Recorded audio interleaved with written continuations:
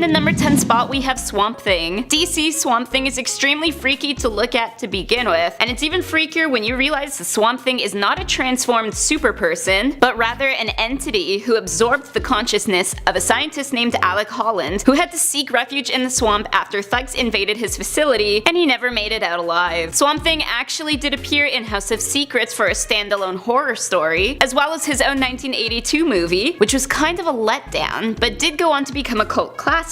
So time for a revival, anyone? Coming in at number 9 is DEADMAN. Boston Brand is literally a dead man walking. The DC hero was a former trapeze artist who performed in a red costume with corpse-like makeup, already freaky. Brand was assassinated during a performance. His spirit is allowed to live on and seek justice, and he does this by passing through and possessing the bodies of the living. Fun fact as well, DEADMAN's debut in Strange Adventures number 205 also included the first known depiction of drugs in a comic approved by the Comics Code Authority. Next up at number 8, we have the Hulk. We're all pretty familiar with Marvel's Hulk by now, so he doesn't seem as scary to us as he really is. What truly is terrifying about the Hulk, aside from you know, the green giant smashing thing, is that he is the product of a fractured psyche, and something a lot of us can relate to. Bruce Banner lives in constant fear that his anger will bring out the Hulk. Meanwhile, thousands of people worldwide struggle with this exact fear that their emotional damage will lead them to become someone that they're not, or do things that they regret to the people that they love. A different kind of scary, but a relatable fear nonetheless. In the number 7 spot, we have Simon Dark. Simon Dark is a DC vigilante who operates out of Gotham City. In fact, he shares a name with a popular nursery rhyme in Gotham to make things more eerie. If you're good, he'll stay away. If you're bad, he'll make you pay. Even worse to know is that Simon's Frankenstein-esque appearance is due to the fact that he's composed of the bodies of 20 young boys, stitched together by a medical maniac with the help of a dark cult. Thankfully, he's chosen to use his zombie powers for good. Coming in at number 6 is Brother Voodoo. A Strange Tales alumni from 1973, Marvel's Brother Voodoo has been frequently likened to Doctor Strange, and even replaced him as Sorcerer Supreme in the New Avengers. Voodoo derives his powers from the Loa, the gods of, you guessed it, voodoo. And with that, plus his training from mentor Papa Jumbo, he has the abilities to summon the dead, mesmerize people, and you can bet he probably has a ton of those creepy pin dolls laying around. Next up at number 5, we have the Hanged Man. Image Comics' Hanged Man of Astro City haunts and watches over Shadow Hill, and he does so silently, eerily, just floating along with his head still inside a noose.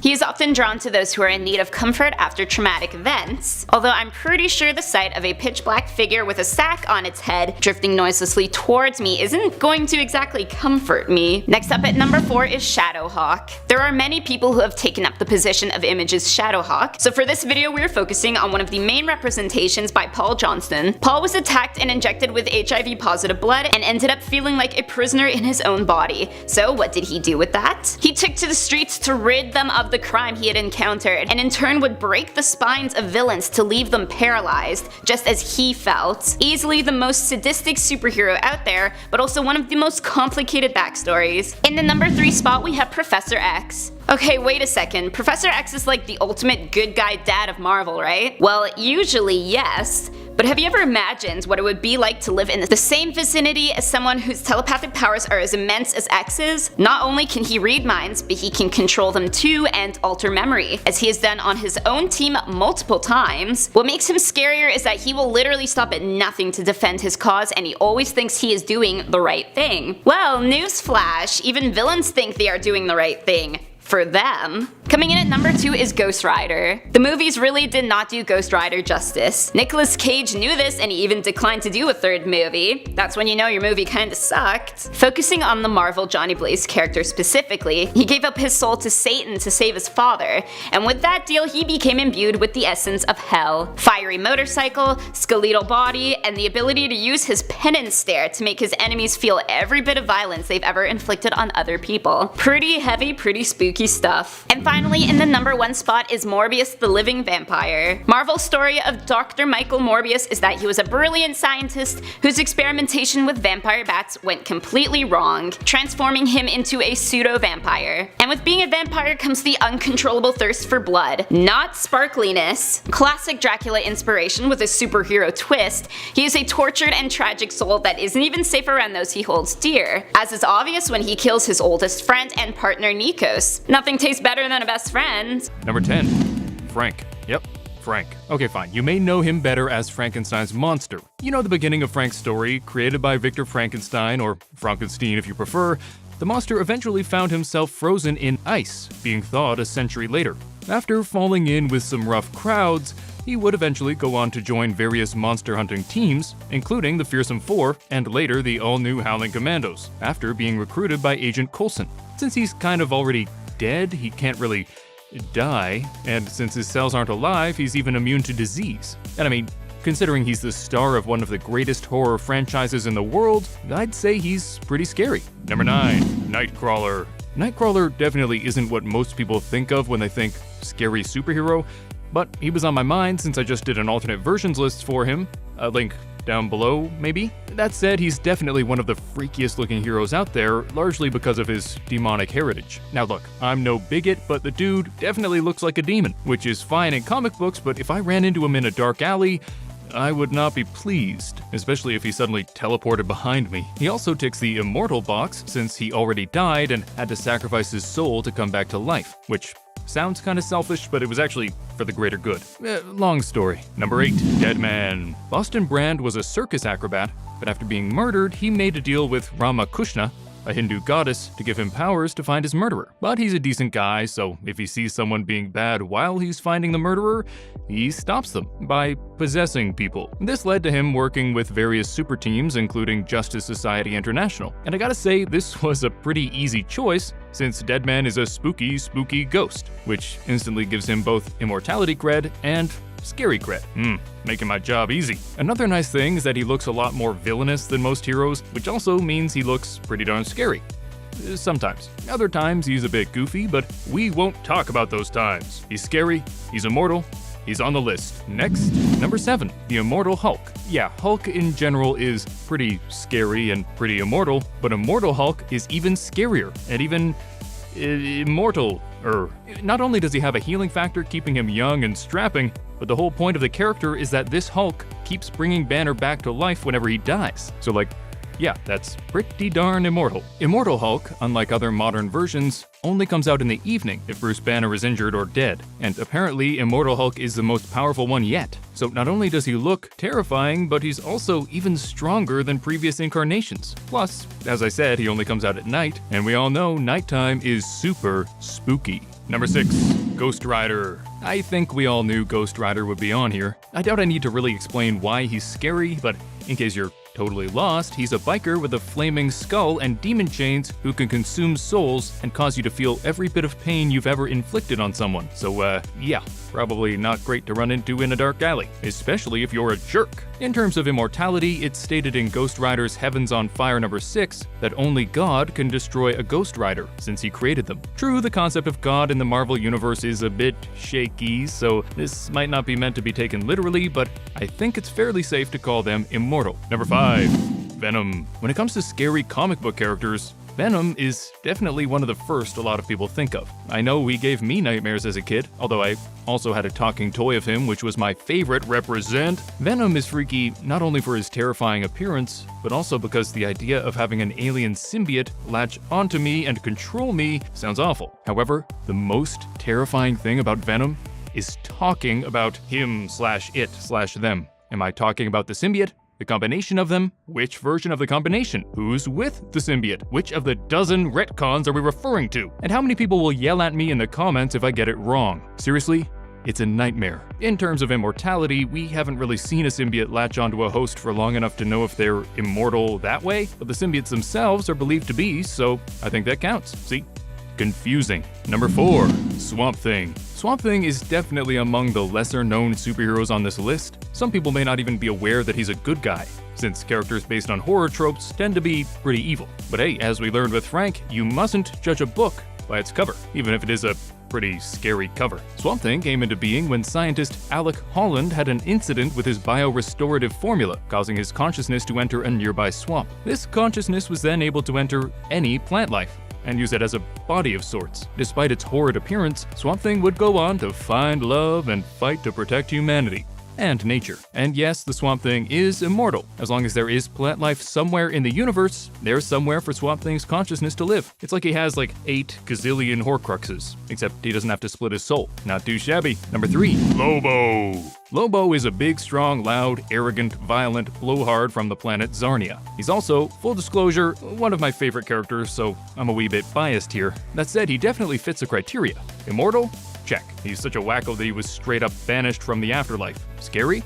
Check. Freaky looks aside, his name translates to "He who devours your entrails and thoroughly enjoys it." And the main man lives up to that name, having exterminated almost everyone on his home planet, including children, with flying scorpions. Yeah. Lobo was created as a parody of all the 90s comic books that were hell-bent on being super gritty and dark and intense, and he is definitely all of those things, with a tongue planted firmly in one's cheek. Number 2, Spawn. The thing with this list is that most superheroes look, well, heroic, which generally means they don't look very scary. Not so with Spawn. Al Simmons was a cop who was murdered and sent to hell, only to make a deal with Malebolgia to become a Hellspawn, in exchange for seeing his wife one last time. And he's pretty darn cool. Sure, the 97 version looked a bit more like a WWE character than Demon Spawn, but if you want any proof that he's a scary dude, check out the trailer for the 2020 reboot, because my goodness, he terrifying. In terms of immortality, Spawn won't die of old age, and generally won't die of anything unless beheaded by a weapon of heaven. Or if you manage to kill him in the Dead Zone, an alley on Earth that counts as heaven's domain. So like, you should probably avoid that alley, or he'll get murdered by homeless men again. True story. Number 1, Deadpool. That's right, nerds. I don't care that I've talked about him a million times on this channel. If you give me an opportunity to slap Deadpool onto a list, I'm slapping him onto the list. For the 3 people who somehow don't know by now, Wade Wilson is a wisecracking mercenary who, through an experimental treatment, gained absurd regenerative abilities, to the point where he basically can't die. And why is he scary? Well, because his skin looks like this. Yeah, those are tumors. You're welcome. Plus, he isn't exactly the most stable person, so you kinda gotta watch your back even if he is your friend.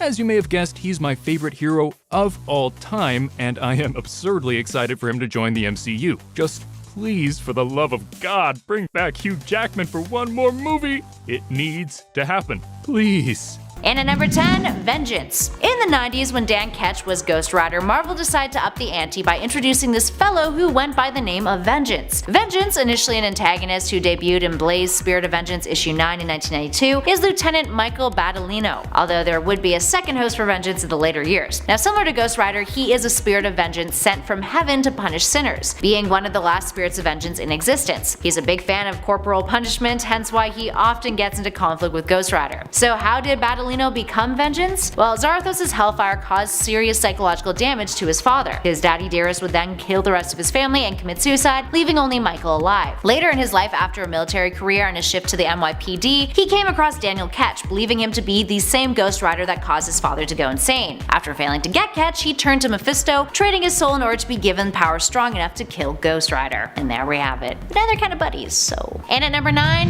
DAIMON HELLSTROM. HELLSTROM is the son of Satan. You can tell that he's the son of Satan thanks to that big old pentagram on his chest. Dead giveaway. A Marvel character, his debut was in 1973's Ghost Rider issue 1. He was birthed at the time when occult characters were picking up major steam in the comics industry, with Stan Lee proposing that the publisher create a series that starred Satan himself. Editor Roy Thomas had a few reservations about this. Marvel Spotlight, the series had actually gotten a bit of flack for depicting Satanism and Wiccanism, with critics claiming they were either furthering the cause of evil or depicting these things inaccurately. So instead, he suggested that the focus of the series should be the son of Satan. While his solo series would only last 7 issues, the son of Satan, Daimon, became a reoccurring character in the Defenders and even shacked up with Patsy Walker aka Hellcat for a while. These days he is part of the team called Strike Force, which consists of other heroes that are no stranger to the supernatural, including Blade and Angela. Moving on to number 8, Kid Devil. Kid Devil aka Edward Bloomberg aka Red Devil, lots of names with this guy, first hit the scene in 1984. Now back then he was just Eddie, but a year later he would become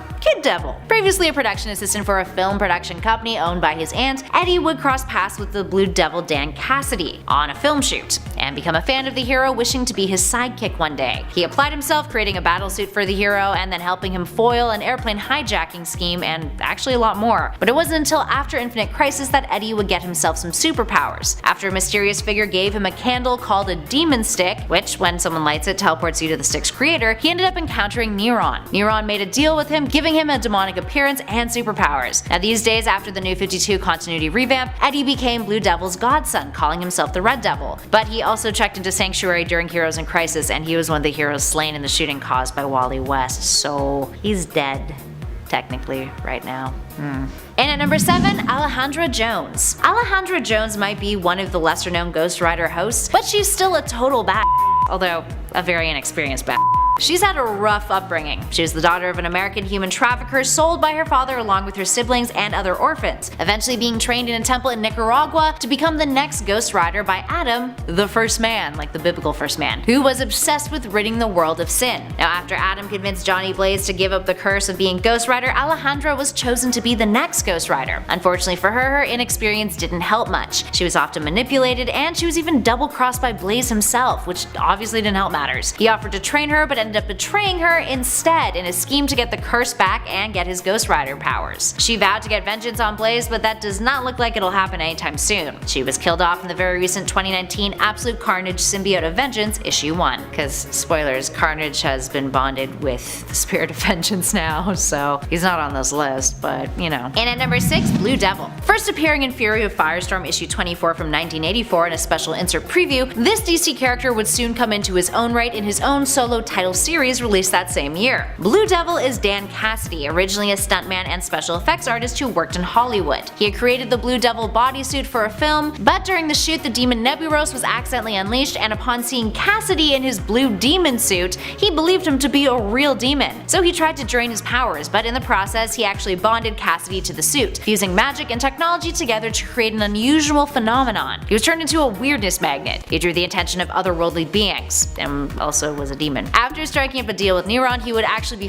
fully transformed into a full real-life demon, although he regretted it, now devoting his life to fighting off the occult evil. And at number 5, Robbie Reyes. Reyes is the 5th character to become Ghost Rider, although arguably he is the 2nd most popular. Reyes first appeared in All New Ghost Rider issue 1 in 2014. Reyes started off as a high school kid who wanted to get away from the dangerous streets of East LA and all the gangs that reside there. So he entered a street race with the intention of using the prize money to move away with his brother. He borrows a Dodge Charger from the auto shop that he works at, but little did he know that there were drugs stored in the vehicle's trunk. He ends up being gunned down by mercenaries hired to retrieve those drugs. But that was not the end for Reyes. He ends up being revived as a demonic being, and learns that he is now possessed with a spirit named Eli Morrow, who claims he was killed by gang members and wants to help Reyes on his quest for vengeance. Turns out Eli is actually Robbie's estranged uncle, who was a satanic serial killer. Fun! So that's a whole relationship the two need to work out, and kinda did actually. Anyway, Johnny Blaze hears there's a new Ghost Rider in town and seeks Robbie out, and ends up using his penance stare on Eli's spirit. Now the important difference between Robbie and the other Ghost Rider is that he isn't possessed by the Spirit of Vengeance or another demonic entity. Instead, it is just his uncle Eli. He can also turn to a stronger version of Ghost Rider when really angry, but it is harder for him to control, and that form is more destructive. Moving on to another Ghost Rider, in at number 4, the Cosmic Ghost Rider. Cosmic Ghost Rider is one of the newer characters on our list, and he's an interesting one for sure. Cosmic Ghost Rider is actually Frank Castle, aka the Punisher, but on an alternate Earth, in which he was killed off during an invasion of Earth by Thanos. He was sent to Hell, where he made a deal with Mephisto to bring himself back to life so that he could continue the fight for his home. He actually died when the Hulk smashed into a building and the debris accidentally killed Castle. Now Mephisto endows him with the Spirit of Vengeance, turning him into the Ghost Rider. But little does Castle know that when he is returned to the world of the living, everyone on Earth is already dead and Thanos has moved on. So Castle roams the Earth for years and years and years, with only Mephisto to bother in an attempt to not be lonely, and Mephisto even starts ignoring him. But not all is lost. Eventually, one day Galactus comes to the planet, seeking help with Thanos. Castle jumps at the opportunity, becoming his herald, endowed with the power cosmic, hence Cosmic Ghost Rider. Now there's a lot more that happens with his story from there on out, especially as far as Thanos is concerned, but that's for another list another day. Moving on to number 3, Hellboy. Hellboy first hit the scene in Dark Horse Comics in 1993. Created by Mike Mignola, the character is a half-human, half-demon who was summoned to Earth from Hell when he was a baby by by Nazi occultists, and also Rasputin. After he was discovered by the Allied forces, he was raised by Professor Trevor Bruttenholm, who would go on to form the Bureau for Paranormal Research and Defense, the organization that Hellboy would grow up and work for, along with a roster of other creative characters fighting against dark forces. Hellboy is anything but malevolent. He's got a great ironic sense of humor, a good heart, and apparently smells like dry roasted peanuts. We would eventually learn that Hellboy had been conceived in 1617 by a witch and the Archduke of Hell. His father would burn away his mother's body to save the child when she tried to repent on her deathbed. Now Daddy Dearest then chopped off the child's arm, replacing it with the right hand of doom,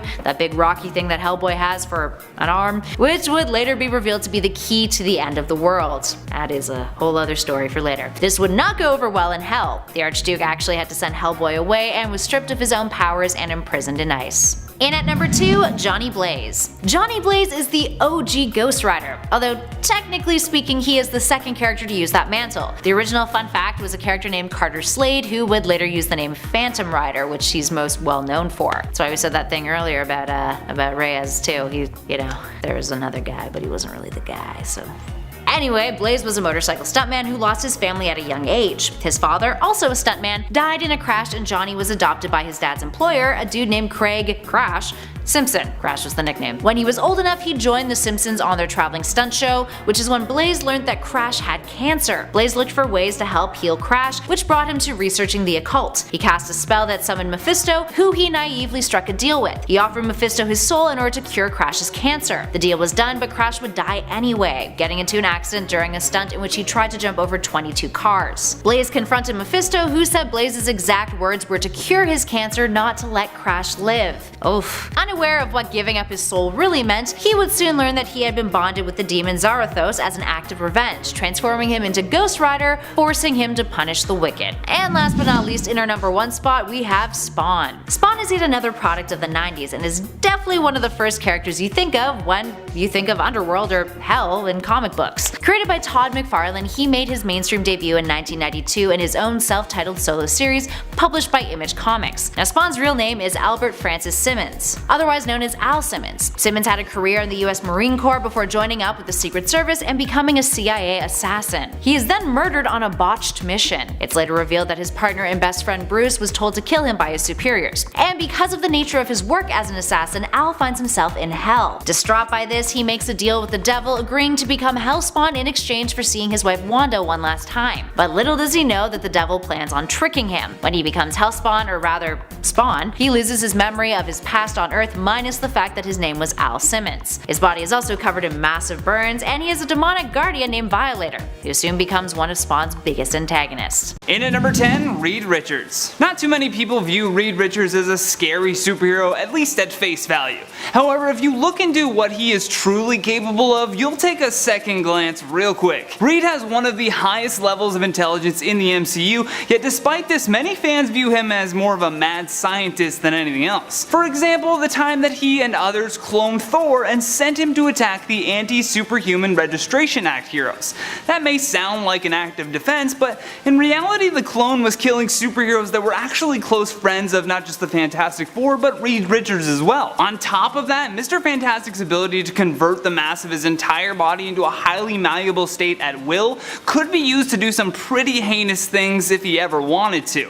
Things we wouldn't wish on our worst enemies. In at number 9, the Inhumans. With all of these behind the scenes deals over ownership of certain heroes to be used for the big screen, many fans were disappointed to learn that essentially the bland Inhumans would be the new moniker for mutants in the MCU. This has led many fans to not help but think that the Inhumans are being crammed in our face in lieu of not getting the rights to the X-Men. The team appeared in Agents of S.H.I.E.L.D. Season 2 and Marvel Comics Infinity and Inhumanity. It was here that it became apparent that the Inhumans should be viewed as a threat versus our salvation. When Thanos invaded Earth looking for his son Thane, the Inhuman leader Black Bolt unleashed massive clouds of Terrigen mist into the Earth's atmosphere. This mist soon settled into 2 enormous clouds that mixed with the atmosphere, transforming them into a substance that was toxic for all mutants. In at number 8, the Hulk. There are so many problems with the Hulk's character that it's difficult to pin down just a few for this point. First and foremost, this scary superhero has had a myriad of different actors attempt to properly portray the Green Machine, and just when you think they got it,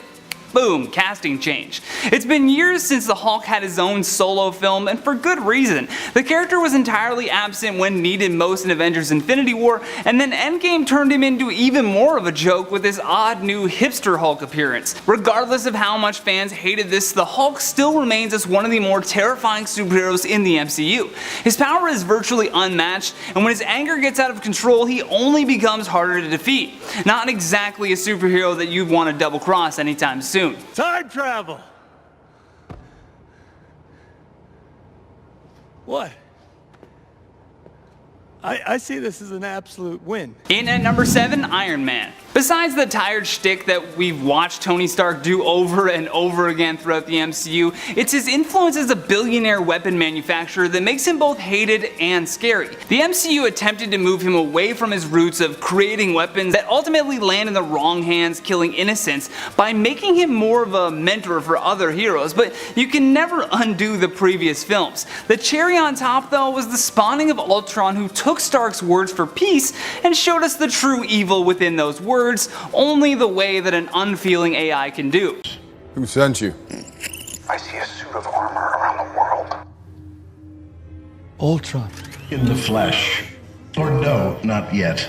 The worst part is that in order to defeat this big mistake, he had to create Vision, yet another uncontrolled godlike entity that could have just as easily only made things worse. As smart as Tony Stark is, it's that enormous ego that people not only hate, but are scared of as well, and rightfully so. In at number 6, Shazam.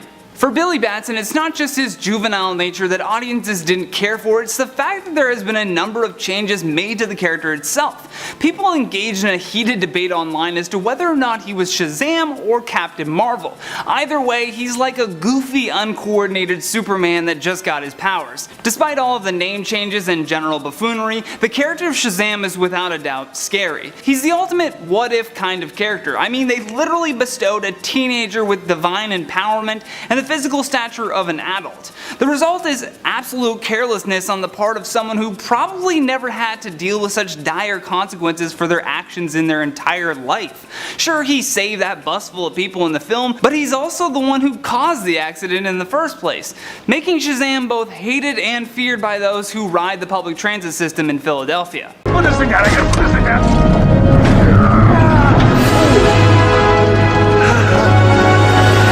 Shoot! Please be a good dog, good dog!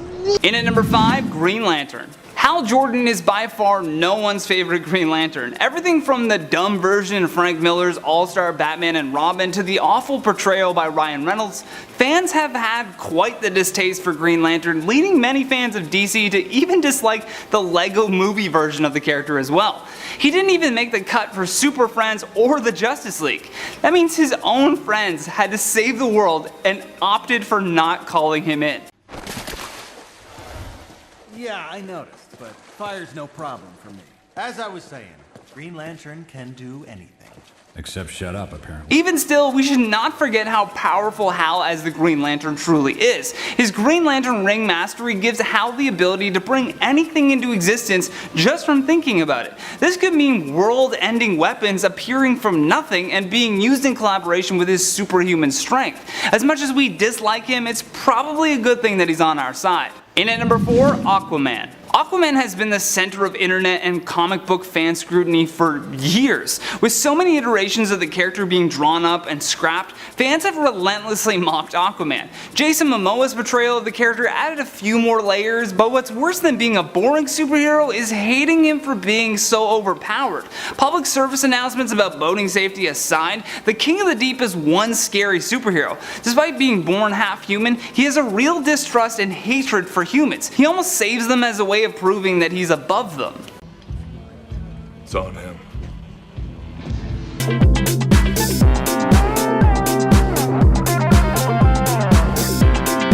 In at number 3, Superman. Now here's a classic superhero that we would never ever want to get on the bad side of, yet regardless of the feats of strength that Kal-El has shown, he still gets a ton of hate. Zack Snyder's film portrayed him as the superhero who sort of knew that he was awesome but didn't owe humanity anything, and throughout the comic books his obnoxious rebrands have been the subject of much disdain. All of that aside, it's this boring label that he gets smacked with repeatedly that truly holds his character back. There isn't much complexity to the story of Superman, and because the majority of us understand his origins, we often take him for granted as a superhero. Even in Batman vs Superman, many fans wondered why exactly we needed this type of film and really what good it would do for his reputation.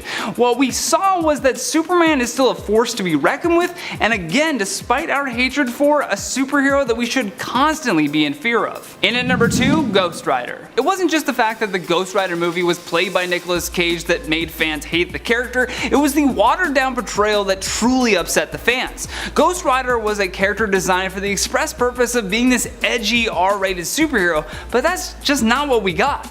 Even the sequel for the film felt like a cry for help. They just can't let him go, and for good reason. He's terrifying, and the battle of someone being controlled by an evil force but attempting to use it for good is an inherently compelling narrative. This is why we saw Marvel jump ship on the Johnny Blaze version and push forward in Agents of S.H.I.E.L.D. where we saw the Robbie Reyes version of the character making an appearance. Hopefully the new one will be better. Last but not least, in our number 1 spot, Cyclops. Scott Summers. Where do we even begin with this white bread, whiny, child-endangering superhero? I guess those last 3 remarks are a good place to start. In the eyes of some fans, Cyclops is their favorite team leader, but for many his creepy flirting with teenage Jean Grey was enough for fans to, well, hate his guts. As a result, Scott has been the center and main recipient of a ton of backlash from comic book fans. All of that hatred aside though, Cyclops is without a doubt scary powerful. His optic blasts have gone haywire before, and when he's not leveling cities with his eyes alone, he can be quite the jerk. His bland nature would never make him complex enough to become a villain, but even if he did, I bet his motivations for destroying the world would be Wolverine swooping up his lady.